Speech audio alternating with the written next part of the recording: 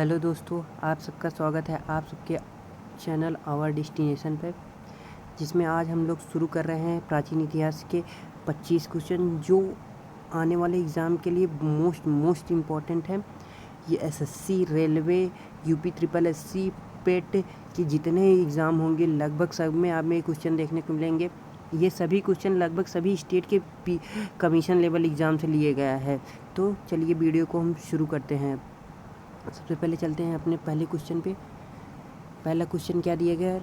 Robert Bruce foot थे क्या थे? पहला ऑप्शन है इसमें भूगर्भ वैज्ञानिक, दूसरा पुरातात्विक, तीसरा ऑप्शन है पूरा वनस्पति शास्त्री, चौथा है इतिहासकार। तो आप लोग इसका राइट आंसर बताइए। इसका राइट आंसर हो जाएगा पहला, हो जाएगा ऑप्शन नंबर फर्स्ट सही हो जाएगा। रॉबर्ट ब्रूस फुट थे एक भूगर्भ वैज्ञानिक थे।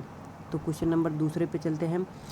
कोपेनहेगन संग्रहालय की सामग्री से पाषाण, कांस्य और लोहा युग का त्रियुगीन विभाजन किया जाता है। माफ़ करिएगा, लौह युग का त्रियुगीन विभाजन किया गया था। इसका पहला ऑप्शन है थॉमसन, दूसरा है लुबाक ने, तीसरा है ट्रेलर, चौथा है चाइल्ड ने।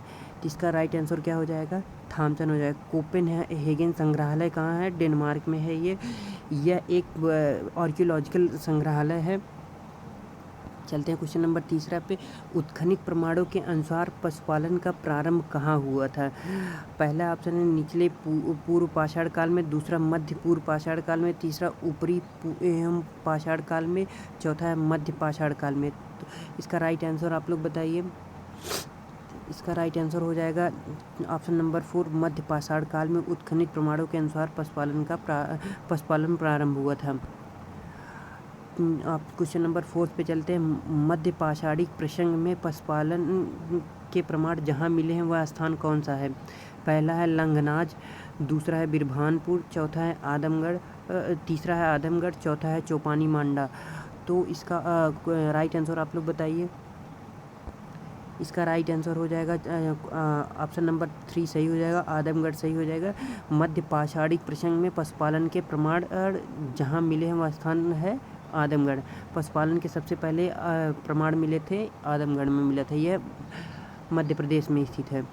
निम्नलिखित में से किस स्थान से हड्डी के उपकरण प्राप्त हुए हैं? इन ऑप्शनों में से किस स्थान से हड्डी के उपकरण प्राप्त हुए हैं? पहला है चौपानी मांडा से, दूसरा है ककोरिया से, चौथा है मदहा से, तीसरा है मदहा से, चौथा है सराय नाहरराय से। इसका राइट आंसर क्या हो जाएगा? मदहा से प्राप्त हुए थे। हड्डी के उपकरण पहले मदहा से प्राप्त हुए थे।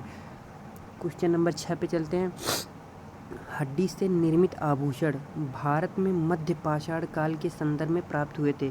हड्डियों से निर्मित आभूषण भारत में मध्य पाषाण काल के संदर्भ में कहाँ से प्राप्त हुए थे, इसमें ये पूछा है। इसका पहला ऑप्शन है सराय नहर से, दूसरा है मदहा से, तीसरा है लेखिया से, चौथा है चौपानी मांडो से है। तो इसका राइट आंसर क्या हो जाएगा? मदहा से हो जाएगा। मदहा से हो जाएगा। चलते हैं क्वेश्चन नंबर 7 पे चलते हैं। एक ही कब्र में 3 मानव कंकाल कहाँ निकाले गए? इसका ऑप्शन है पहला है सराय नहर से, दूसरा है दमदमा से, तीसरा है मदहा से, चौथा है लंगनाज से। एक ही कब्र से 3 मानव कंकाल कहाँ से निकाले गए थे? इसका राइट आंसर क्या हो जाएगा? दमदमा से हो जाएगा। इसका राइट आंसर 2 हो जाएगा, ऑप्शन नंबर 2 दमदमा से हो जाएगा। और क्वेश्चन नंबर 8, खाद्यान्नों की कृषि सर्वप्रथम प्रारंभ हुई थी। खाद्यान्नों की कृषि सर्वप्रथम प्रारंभ हुई थी किस काल में प्रारंभ हुई थी, ये पूछा है। तो इसका पहला ऑप्शन हो जाएगा नवपाषाण काल में, दूसरा है मध्य पाषाण काल में, तीसरा है पूरा पाषाण काल में, चौथा है प्रोटोहिस्टोरिक काल में। तो इसका राइट आंसर क्या हो जाएगा? ऑप्शन नंबर 2 मध्य पाषाण काल से खाद्यान्नों की सर्वप्रथम कृषि प्रारंभ हुई थी। और कहाँ से प्रारंभ हुई थी? मेहरगढ़ कहाँ पे है? पाकिस्तान में। कितने ईस्वी में हुआ था? 7000 BC में हुआ था। उसके बाद क्वेश्चन नंबर 9 पे चलते हैं। भारत में मानव का सर्वप्रथम साक्ष्य कहाँ मिलता है? भारत में मानव का सर्वप्रथम साक्ष्य कहाँ मिलता है? ऑप्शन नंबर ए है नीलगिरी पहाड़ियों से, बी है शिवालिक पहाड़ियों से, सी है हिमालय पहाड़ियों से, फोर्थ है नर्मदा घाटी से। तो इसका राइट आंसर क्या होता है? नर्मदा घाटी से सबसे पहले मानव का सर्वप्रथम साक्ष्य मिलते हैं। क्वेश्चन नंबर 10 पे चलते हैं। इसका क्वेश्चन नंबर 10, मानव द्वारा सर्वप्रथम प्रयुक्त अनाज कौन सा था? गेहूँ, चावल, जौ, बाजरा। तो मानव द्वारा सर्वप्रथम प्रयुक्त अनाज जौ था। जौ सबसे पहले कहाँ मिला था? यह ईरान में मिला था। दूसरा गेहूँ है, ये कहाँ मिला था? मेहरगढ़ से मिला था। तीसरा चावल है, ये कहाँ से मिला था? कोल्डीहवा से मिला था। कोल्डीहवा कहाँ है? उत्तर प्रदेश में है। मेहरगढ़ कहाँ है? पाकिस्तान में है, जहाँ से गेहूँ के प्रथम पहले साक्ष्य मिले थे 7000 BC पूर्व में मिले थे। भारतीय उपमहाद्वीप में कृषि के प्राचीनतम साक्ष्य प्राप्त हुए हैं। भारतीय उपमहाद्वीप में कृषि के प्राचीनतम साक्ष्य कहाँ प्राप्त हुए? यहाँ पे कन्फ्यूज मत होइए। यहाँ पे संपूर्ण भारत, अखंड भारत जिसको बोला जाता है, उसी को भारतीय उपमहाद्वीप बोलते जाता है। इसमें पहला हो जाता है, पहला ऑप्शन है ब्रह्मगिरी से, दूसरा है बुरजहोम से, तीसरा है कोल्डीहवा से, चौथा है मेहरगढ़ से। तो अभी हमने आपको बताया इसका राइट आंसर मेहरगढ़ से हुआ। सबसे पहले मेहरगढ़ से ही मिला था ये कृषि के प्राचीनतम साक्ष्य। मेहरगढ़ 7000 BC में मिला था। 12वां क्वेश्चन, उस स्थल का नाम बताइए जहाँ से प्राचीनतम जीवन के प्रमाण मिलते हैं। प्राचीनतम जीवन के प्रमाण मिलते हैं। इसका ऑप्शन नंबर 1 हो जाएगा धौलावीरा, दूसरा है कालीबंगन, तीसरा है मेहरगढ़, चौथा है बुरजहोम। तो इसका राइट आंसर क्या हो जाएगा? मेहरगढ़ हो जाएगा। तो ऑप्शन नंबर 3 मेहरगढ़ हो जाएगा। मेहरगढ़ सबसे लंबा कालखंड रहा है, जो कि 12,000 से 5,000 ईस्वी 12,000 से 5,000 BC तक रहा है यह। निम्नलिखित में से किन स्थल से मध्य पाषाण काल में पशुपालन के प्रमाण मिलते हैं? क्वेश्चन नंबर 13 है। इसका पहला ऑप्शन है औदो, दूसरा है बोरी, तीसरा है बांगोर, चौथा है लखनिया। इसका राइट आंसर क्या हो जाएगा? बांगोर हो जाता है। ये बांगोर कहाँ है? राजस्थान में है। राजस्थान का एक जिला है, बांगोर जिला है ये। इसका राइट आंसर क्या हो जाएगा? बांगोर हो जाएगा। क्वेश्चन नंबर 14 पे चलते हैं। निम्नलिखित में से किसको चिल्कोलिथिक युग कहा जाता है? पहला ऑप्शन नंबर है पूर्व पाषाण काल को, दूसरा है नव पाषाण काल को, तीसरा है ताम्र पाषाणिक युग को, चौथा है लौह पाषाणिक युग। तो इसका राइट आंसर क्या होगा? ताम्र पाषाणिक युग को चिल्कोलिथिक युग कहा जाता है। नव पाषाण काल को मेगालिथिक युग कहा जाता है। मध्य पाषाण काल को माइक्रोलिथिक कहा जाता है। ये सभी आप लोग याद रखिएगा। क्वेश्चन नंबर 15 पे चलते हैं।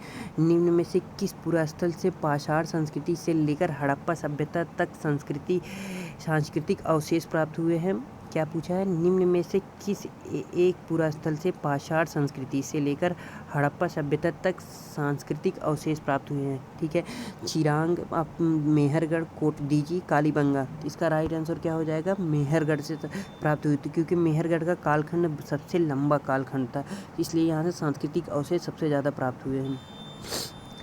क्वेश्चन नंबर 16 पे चलते हैं। नवदाटोली का उत्खनन किसने किया था? यह MPPCS एग्जाम 2018 में पूछा गया क्वेश्चन है। इसका ऑप्शन नंबर 1 है KD वाजपेयी, दूसरा है BS वाकंड, तीसरा है HD सकालिया, चौथा है मार्टिमर हिलर। तो इसका ऑप्शन नंबर 3 राइट आंसर हो जाएगा। HD सकालिया इसके उत्खनन किए थे। क्वेश्चन नंबर 17 पे चलते। बृहद पाषाण स्मारकों की पहचान की गई है। बृहद पाषाण स्मारकों की पहचान की गई है। इसका पहला ऑप्शन है सन्यासी गुफाओं के रूप में, दूसरा है मृतक को दफनाने के स्थान पे, तीसरा है मंदिर के रूप में, चौथा है उपयुक्त में से कोई नहीं। इसका राइट आंसर क्या हो जाएगा? ऑप्शन नंबर 2 सही हो जाएगा। मृतकों को दफनाने के रूप में हुआ था इसका, बृहद पाषाण स्मारकों के रूप में। उसके बाद क्वेश्चन नंबर 18 पे चलते हैं। भीमबेटका किसके लिए प्रसिद्ध है? पहला इसका ऑप्शन हो जाएगा गुफाओं के शैल चित्र के लिए, दूसरा है खनिज के लिए, तीसरा है बौद्ध प्रतिमाओं के लिए, चौथा है सोन नदी के उपागम स्थल के लिए। तो भीमबेटका कहाँ स्थित है? मध्य प्रदेश में स्थित है। यह किस चीज़ के लिए प्रसिद्ध है? यह गुफाओं में शैल चित्र के लिए प्रसिद्ध है। तो इसका राइट आंसर क्या हो जाएगा? ऑप्शन नंबर 1 गुफाओं में शैल चित्र के लिए प्रसिद्ध हो जाता है। उसके बाद क्वेश्चन नंबर 19 चलते हैं। भारत में किस शिलाश्रय से सर्वाधिक चित्र के प्राप्त हुए हैं? भारत में किस शिलाश्रय से सर्वाधिक चित्र प्राप्त हुए हैं? ऑप्शन नंबर 1 है घघरिया, दूसरा है लेखिया, तीसरा है भीमबेटका, चौथा है आदमगढ़। तो इसका राइट आंसर क्या हो जाएगा? भीमबेटका। भीमबेटका से सबसे ज़्यादा शैल चित्र देखने को मिले हैं। ये कहाँ है? मध्य प्रदेश में स्थित है। क्वेश्चन नंबर 20 पे चलते हैं। गैरिक मृदभांड ओसीपी का नामांकन हुआ था। गैरिक मृदभांड का नामांकन कहाँ से हुआ था? इसमें ये पूछा है। पहला ऑप्शन है हस्तिनापुर, दूसरा अहिछन में, तीसरा है नूहू में, चौथा है लाल किला में। इसका राइट आंसर हो जाएगा हस्तिनापुर से गैरिक मृदभांड मिले थे। मिट्टी के बर्तन को गैरिक मृदभांड कहा जाता है। तो ये सबसे पहले हस्तिनापुर में मिला था।